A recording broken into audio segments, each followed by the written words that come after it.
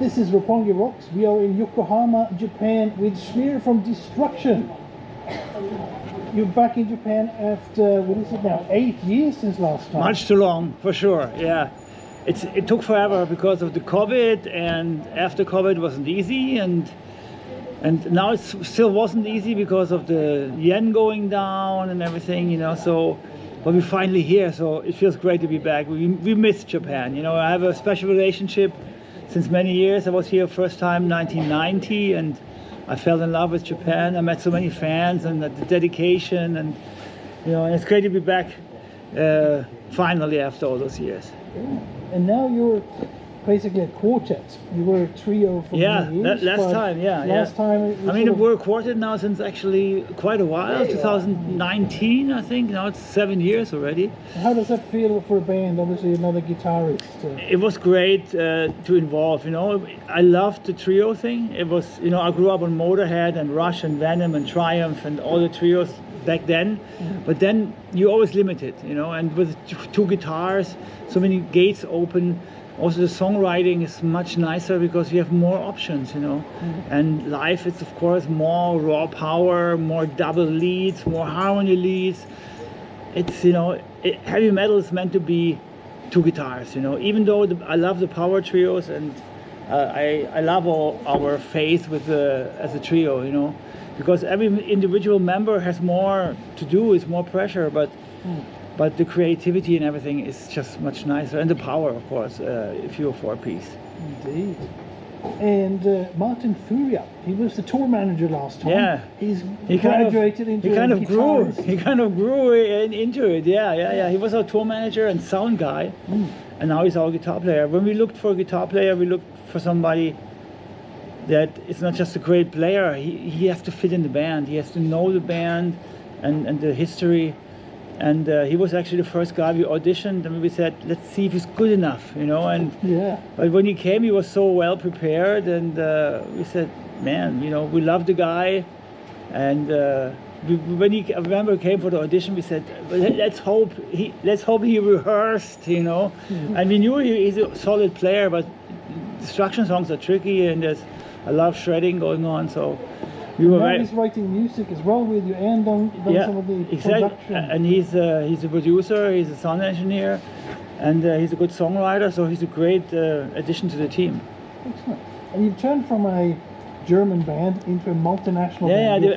The guys making fun about it because you have the shirt says 100% German thrash metal, and now it's just 25% of German thrash metal. That's the next T-shirt, right? It says, it should say, next time should say 100% of the German thrash metal, and then we cross out the 100%, and then we add Canadian, Argentinian, and Swiss. But I think you know, heavy metal is it's an international thing, and I think the world has changed compared to in the past. You know, when I tour the world, I see that the metal fans stand together, and so is the band. You know, we're a strong unit, no matter where we're coming from, and of course the band has and will always have its origins in Germany. You know. True. And speaking of Germany, on the last album you did an Accept cover, Fast as a Shark. Yeah. A couple of days ago, you and I met backstage at Michael Schenker's gig at Budokan. Oh yeah, that's all my youth, you know. That's the bands that are responsible for who I am nowadays, you know. So. And is there a strong German sort of metal community, or is it rivalry, or how does that work? I mean, those bands were our pride back in the day, because we listened to the American and of course to the English British heavy metal at the time. And when the German bands came, like Scorpions and Michael Schenker and that stuff, we were very proud that we had some German bands that could compete with the internationals, you know.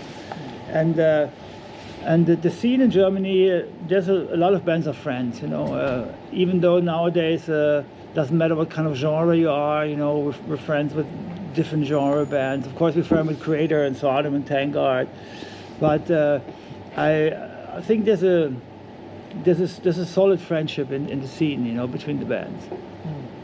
Good to hear. And you started the band in '82.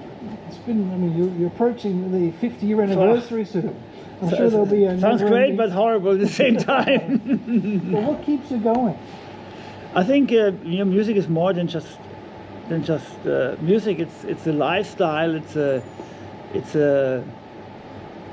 feeling, you know, and it makes me happy. It makes many people happy too. And I think I tried in all those years to do something else also beside music. I have my restaurant, and but it always comes back that I'm a musician, and the thing that makes me happy is to travel, see the fans, play live, write songs. And people are asking me since 20 years, what are you going to do after music, you know? Mm-hmm. And I said it yesterday in another interview, I guess after music I will drop dead, you know, because music is something you do till the end. It's a passion, and it's not just a job, you know. So I'm glad I'm still able to do this, as long as the fans want to see us.